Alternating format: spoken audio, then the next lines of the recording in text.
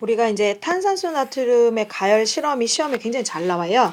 근데 이제 탄산수 나트륨 가열 장치에서 일단 탄산수 나트륨은 우리가 무엇이다? 그렇죠. 이걸 우리가 이제 그 베이킹 파우더라고 한다 그랬죠. 그래서 문제에서 탄산수 나트륨이라고 나오면 열분인 줄 알았다가 뭐 밀가루 반죽할 때 베이킹 파우더를 넣었다 이렇게 나오면 열분인 줄 모르는 학생들이 있어요. 일단 이거는 분해입니다. 열에 의해서 분해되는 거기 때문에 그렇죠. 물리 변화가 아니라 이거는 무슨 변화다? 그렇죠. 화학 변화죠. 화학 반응이기 때문에 그러면 선생님이 화학 변화가 일어나든 이제 우리가 물리 변화가 일어나든 질량 보존 법칙이 성립은 해야 되는데 이때 이제 여기서 두 번째 보면은 가열 후에 시험관의 질량 변화 없다. 이거는 일단 제가 설명을 먼저 실험을 먼저 설명하고 해드릴게요. 탄산수 나트륨을 갖다가 열로 분해하면 뭘로 분해가 되냐면 탄산 나트륨과 탄산수소 나트륨이랑 탄산 나트륨은 달라요. 우리가 이제 탄산 나트륨은 미안합니다. 이 글씨만 잘 써지면 강의 훨씬 빨리 찍을 수 있는데 탄산 나트륨과 그 다음에 물과 그 다음에 이산화탄소. 이산화탄소는 그냥 기호로 쓸게요. 기니까 한글은. 이산화탄소로 분해가 돼요. 그러면 여기서 이 탄산수 나트륨을 가열하면 지금 이제 이 부분에 뭐가 남을까요? 그쵸? 탄산수 나트륨을 가열하면 이 부분에 탄산 나트륨이 남거든요. 근데 이제 탄산 나트륨의 화학식은 Na2CO3예요. 2가 붙는다는 거. 그러면 여기 탄산수 나트륨도 마저 써드릴까요? 탄산수소 나트륨은 여기다 써도 될까요? NaHCO3요. 이제 얘네들은 전체적인 화학 반응식을 완성할 때는 이 NaHCO3 앞에 숫자 2가 붙거든요. 근데 아직 여러분은 화학 반응식 완성하는 걸 아직 제가 설명을 안 했기 때문에 어찌됐건 탄산수 나트륨을 갖다가 가열을 했을 때 뭘로 나눈다고요? 탄산 나트륨과 물과 이산화탄소로 나뉘어요. 그런데 태웠죠. 지금 가열했기 때문에 태웠음에도 불구하고 생성된 이 탄산 나트륨의 색깔이 여전히 흰가루라는 거. 이거 기억하셔야 돼요. 보통 애들이 뭐 갈색이나 검은색일 줄 아는데 흰색이고요.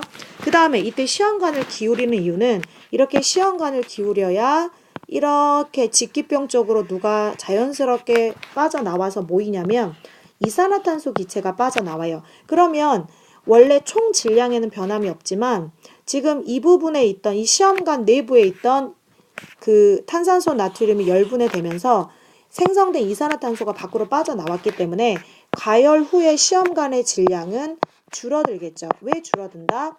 빠져나온 누구의 질량만큼, 그렇죠. 이산화탄소의 질량만큼 줄어들 거고요. 그 다음에 여러분들이 요 입구 쪽 있죠. 좀 지저분해졌는데 여기 살짝 지울게요. 여기 시험관 기울이는 이유가 그쪽에 생성 물질이 잘 모이게 하기 위함인데 지금 여기 입구 쪽에요. 뭐가 모이기 시작해요. 이 입구 쪽에 뭐가 맺히냐면 그렇죠. 물이 맺히겠죠.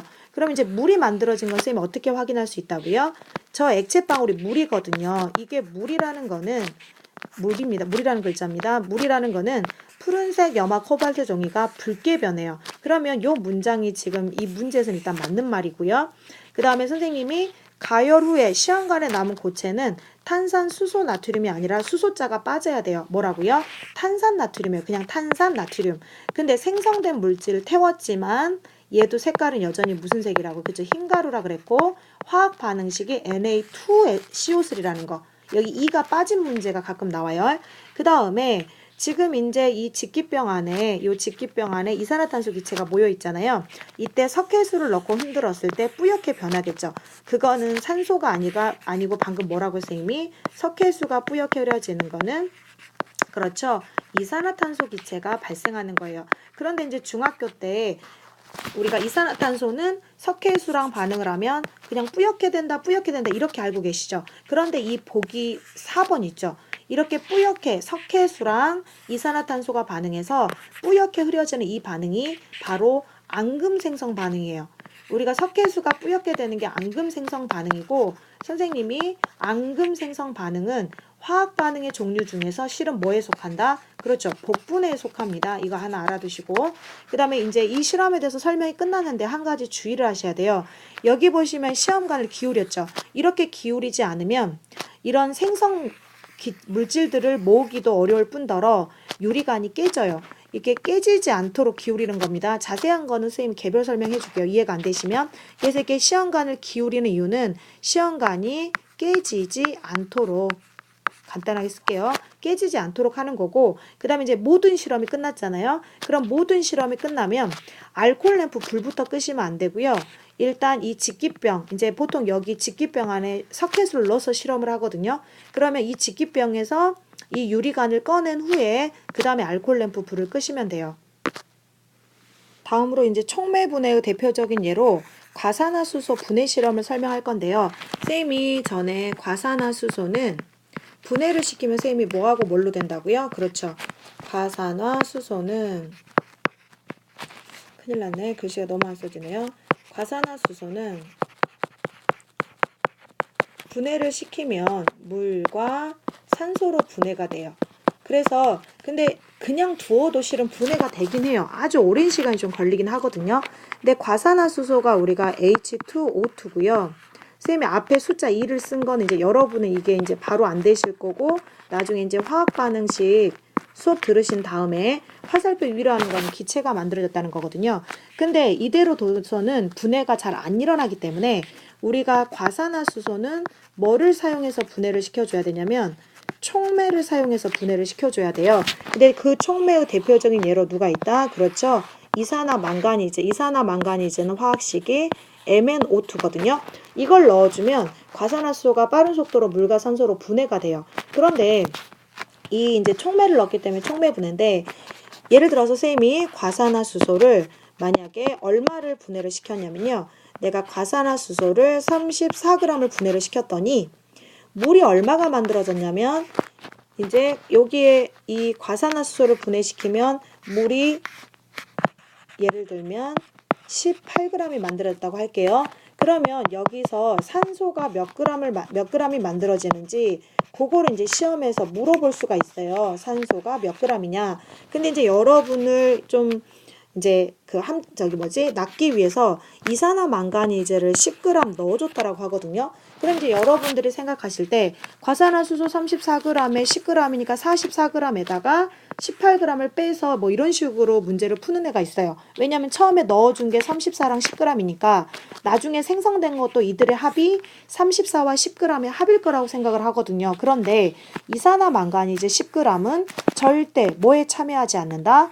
반응에 참여하지 않아요. 그러면 과산화수소를 내가 34g을 넣어주면 이산화탄소는 절대 이 반응에 참여하지 않고, 만약에 물이 18g이 만들어졌다면 그렇죠. 산소는 16g이 만들어져야 돼요. 16g이. 그러면 이게 도대체 무슨 얘기를 하는 거냐면, 선생님이 전에 뭐라 그랬냐면 물리변화가 일어나던 화학변화가 일어나던 반응 전후의 총 질량은 변하지 않아요. 이게 무슨 법칙이라고요? 질량 보존 법칙이죠. 그래서 이제 문제에서 지금 바르게 설명한 사람을 찾아야 되는데, 산소가 발생하는데 수소라 그랬고요. 발생하는 기체가 물에 잘 녹으면 이렇게 물속에서 기체를 모을 수가 없어요. 산소는 물에 잘 녹지 않습니다.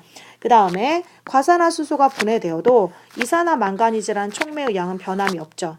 채원이가 맞게 얘기했고요. 그 다음에 생성되는 기체는 산소죠. 지금 설명하는 기체는, 이 기체는 지금 수소기체 얘기하는 거죠. 이 실험에서는 수소기체랑 상관이 없죠.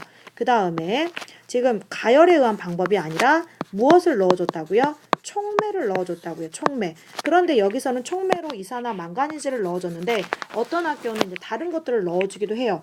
여러분들이 실은 우리가 혈액 성분 있죠. 생간을 넣어줘도 과산화수소는 분해가 잘 되고요. 무즙이라든가, 무 있죠. 먹는 무, 그 다음에 감자 이런 거 즙을 갈아서 넣어줘도 돼요. 근데 이거 말고 학교에서 뭐 아이오디나 칼륨 뭐 이런 식으로 쓰는 학교도 있긴 하더라고요. 그건 학교쌤이 해주는 대로 하시고, 그 다음에 아래 문제 빠르게 한번 풀어볼게요. 글씨가 좀 작지요. 과산화수소 분해되면 물하고 산소, 양초를 태워도 물하고 이산화탄소, 그 다음에 우리가 탄산소 나트륨을 분해시켜도 물하고 이산화탄소, 이런 식으로 공통으로 들어간 물질이나 기체 물어보는 문제도 종종 시험에 나와요.